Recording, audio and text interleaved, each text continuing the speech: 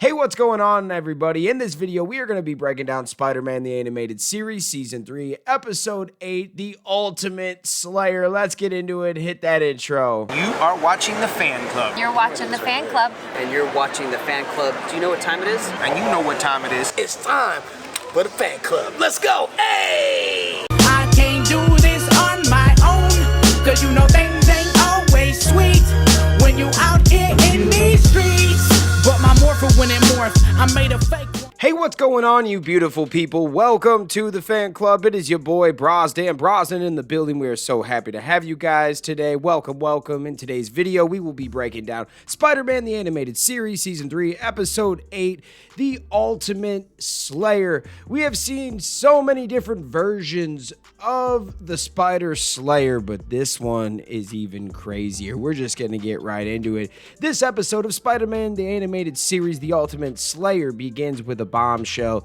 Peter Parker discovers a Daily Bugle article announcing Harry Osborn and Mary Jane Watson's engagement.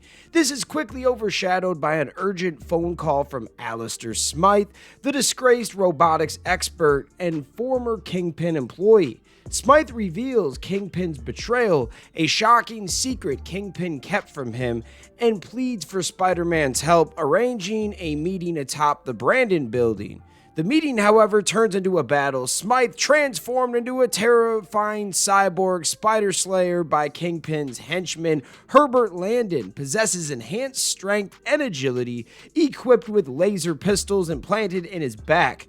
During a fierce confrontation, a collapsing air conditioning unit sends Spider-Man and Smythe plummeting to the lower floors just before Spider-Man is mysteriously teleported to Madam Web's sanctuary. At Madam Web's, Spider-Man seeks advice on defeating Smythe's enhanced abilities. Instead of tactical strategies, the mystical Madam Web imparts a crucial philosophical lesson: understand why. Smythe seeks vengeance before focusing on how to defeat him. This cryptic message leads to Spider-Man to question Mary Jane's rushed engagement to Harry, suspecting something isn't right. Meanwhile, back at Crime Central, Smythe's cybernetic programming designed to prevent him from harming Kingpin or himself is revealed as Landon performs further treatments. However, Smythe's repressed memories sparked by the treatments unveil the truth behind his father's supposed death at Oscorp, a death Kingpin orchestrated. Fueled by his revelation, Smythe empowers Landon and escapes, reprogramming himself to exact revenge against Norman Osborn, whom he believes responsible. The plot thickens at Oscorp Towers, where a celebratory press conference for Harry and Mary Jane's engagement unfolds. Peter, torn between his duties and his feelings for Mary Jane, witnesses Smythe's attack on Norman Osborn. A chaotic struggle ensues, culminating in a showdown in Smythe's hover chair and the accidental capture of Mary Jane and Harry. At Crime Central, Kingpin's shocking revelation that Spencer Smythe, Alistair's father, survived the Oscorp explosion and is held in cryogenic suspension within the building itself adds a complex layer to the narrative. This revelation underscores Kingpin's manipulation of Alistair, feeding his desire for revenge while exploiting him for his own gain. The climax sees Spider-Man using Smythe's desire for revenge against Norman Osborn against him, manipulating Smythe into focusing on finding his father instead of continuing his attack. A fierce battle between Smythe and Spider-Man ensues in the final act, with Spider-Man leveraging his understanding of Smythe's motives, the why, to finally subdue him. The confrontation reveals Mary Jane's conflicted feelings for Harry and her true affection for Spider-Man, leaving a glimmer of hope amidst the chaos. The episode concludes with Alistair reuniting with his father, vowing vengeance, and Mary Jane rejecting Harry, hinting at a possible future with Spider-Man. This was crazy. I'm not going to lie. I loved this episode. It had a little bit of everything. It had some heartbreak for Peter Parker. It had a really good build-up. I'm excited for this, and they have been telling this Alistair and Spencer Smythe story for a while now. I think it was like episode 2 or 3 within season 1, and it just keeps getting better and better. And now they find the father, and the King Kingpin is an evil dude, man. He's bad enough to kill his own dad. He'll kidnap your dad and make you think he's dead, so you want to get revenge on the person that quote-unquote killed him, even though it was him that took him out. Wow. Unreal, man. What a crazy twist. I'm loving this show. It's been a great time. Before I leave you, let's get into some notes and trivia from Spider-Man animated fandom.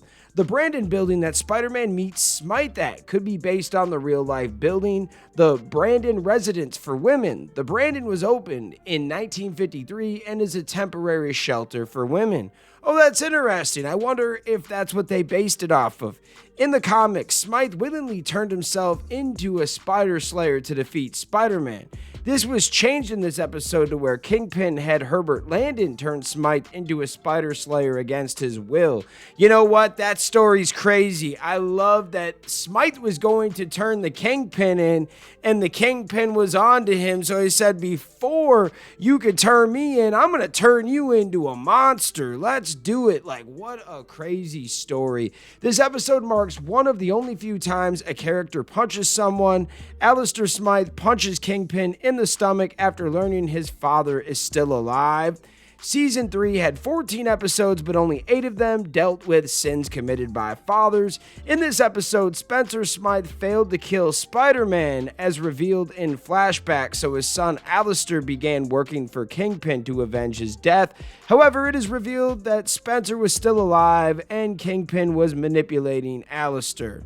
These episodes are not having a drop off. I am enjoying every single one, and this is how you do character progression, even for a quote-unquote kids show. There's a lot of characters that keep on growing that don't really need to. I mean, Smythe could have just been the techie guy that you go to, but no, his story gets crazier and crazier. I absolutely love what they're doing with this show. What are your thoughts? Let me know in the comments. Shout out all the fans out there that take the time out of their day to watch this content. You are the real MVPs, and we'll see you next time. Peace. I want to give a special shout out to the Gold Ranger members, Salima Ramirez, Stephen Heffelman, Thomas Franco, Anime King Nick, Louis Cairns, and Roderick Hare. Thank you guys so much for your support, and if you want a video shout out like this one, sign up to be a Gold Ranger member today. Hey, what's going on? Thank you so much for watching this video. Please like, subscribe, hit that share button, and if you can, please sign up to be a member today. We have 3 membership power-ups. We have the Gold Ranger power-up, the most popular. You get into our exclusive fan club chat group. We have fan-exclusive videos that we are adding monthly now. And you get a video shout out. Yes, folks, at the end of our videos, I will shout out your name. We also have the Quantum Ranger power up where you get monthly meetings online with me. Yes, folks, we will talk once a month on Zoom, and you can give me your ideas for future episodes. And then we have a professional package, the Dr. K power up, that is for businesses that want to tap into the platform. If you guys can, please sign up to be a member today. It is highly appreciated, and it helps us keep these videos going. Thank you so much for watching, and we'll see you next time. Peace. Hi, we're Bulk and Skull. We have been requested by the fan club to say something funny.